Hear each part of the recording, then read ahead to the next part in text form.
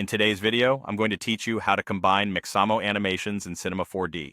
We'll take a character with a T-pose, add multiple Mixamo moves, blend them together using motion clips, and then bake everything down to clean keyframes so it's ready to export. The T-pose is important because it acts as a neutral reference, helping your character start from a consistent base before switching into any action.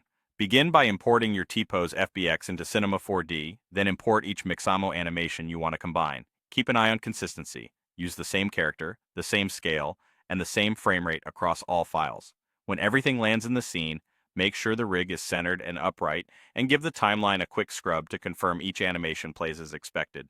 Next, create a motion clip for each animation. Select the animated rig and convert it into a motion clip.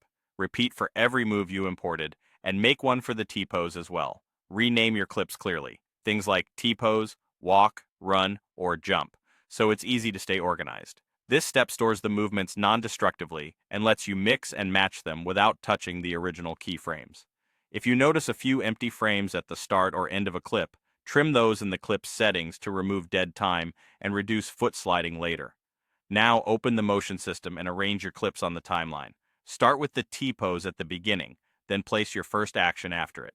To create smooth transitions, overlap the end of one clip with the start of the next.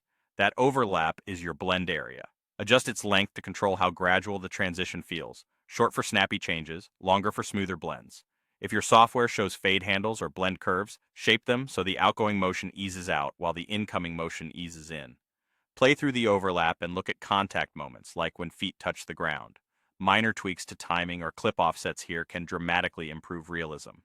Continue laying out the rest of your clips, overlapping each transition until the entire sequence feels natural. Once you're happy with the result, bake the combined motion into keyframes by converting the motion clips to a keyframed animation on the skeleton. This locks in the performance exactly as you see it. Keep a copy of your motion system version in case you want to make changes later. With the animation baked, you're ready to export, confident that the motion is clean, consolidated, and portable.